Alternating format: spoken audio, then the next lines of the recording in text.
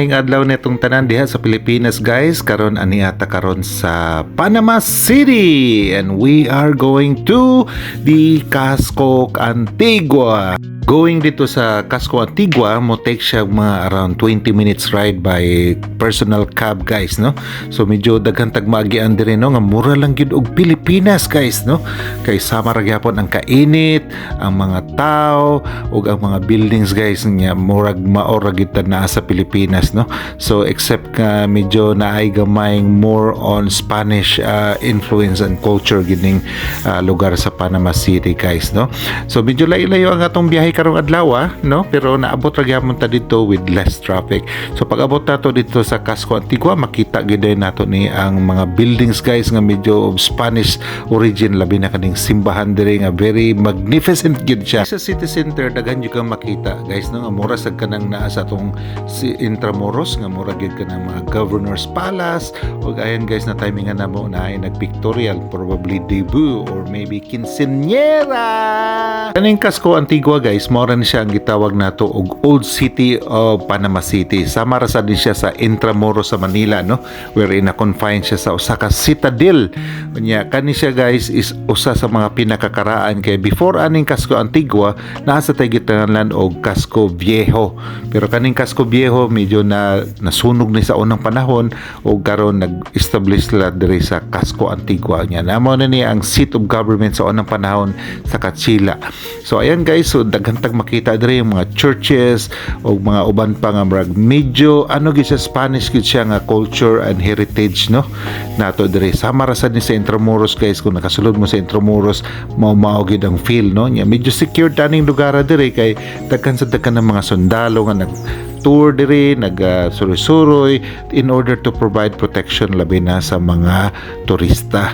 O nya guys, tanawa guys, no, na yung mga cruise ug uban pa. So just coming here to Casco Antigua guys gives you enough idea of the old city of Panama. Bay-bay ang mga simbahan diri guys, ug mao ni akong ipakita nimo usa ni sa mga pinakakaraang simbahan diri sa Casco Antigua. Nako si Hans ug usa pa ka crew member og nangita gid sila kanang mga magnet guys ug uban pang mga souvenir kay daghan kay kag makita diri, pero ang presyo nila pang turista sa gyud, no, usa ni sa mga tourist trap diri sa Casco Antigua guys, pero daghan kag makita diri gyud nga mga souvenir. Finally naabtan na mo ang Starbucks og sudlo na to guys kay naapi ako'y gustong ikolekta sama aning mga Binder cups guys, no.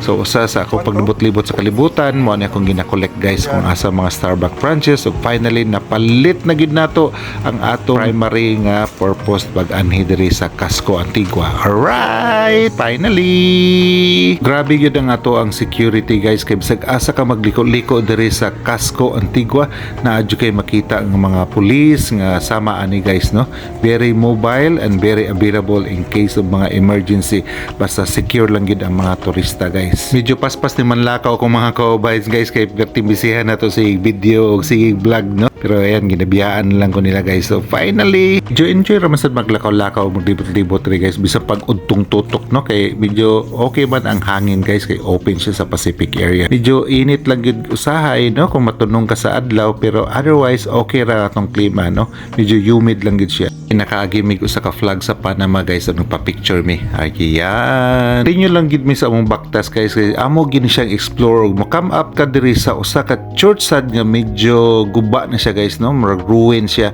and this is one of the must visit diri kay gwapo siya tan-aw. Tanaw nimo guys, magibiyaan na jud ko sa akong mga kauban guys, layo na kay among agwat. Hindi mo maglakaw-lakaw guys, nakaagim mi ning usa ka pedestrianized street nga makita nimo nga perting daghanang dekorasyon nga nakahang guys, no.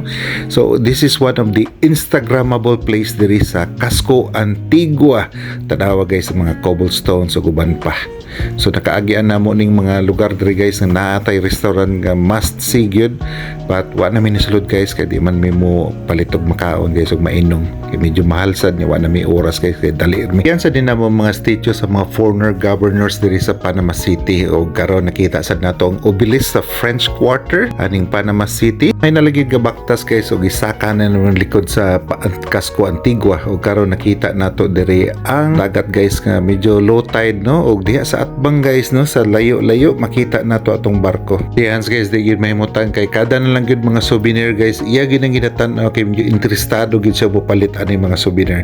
So finally guys, makita na to itong barko nga perting layo. Imagine guys, that's 20 minutes away from Casco Antigua. Tana mo ning usa ka lugar nga medyo na shaded area guys. This is also one of the Instagrammable place diri sa Casco Antigua. Unfortunately, medyo daghan yung tao diri og dili ka kakuha og mga shots nga gwapo kaayo kay madaghan tag mga photo bomber. Finally guys, medyo hapit na ta makauli guys no kay nalibot na gid namo ning syudad. Nahon na muli guys kay hapit na mo larga ang barko. So I hope you enjoyed this short tour of Casco Antigua here in Panama City, and see you the next time.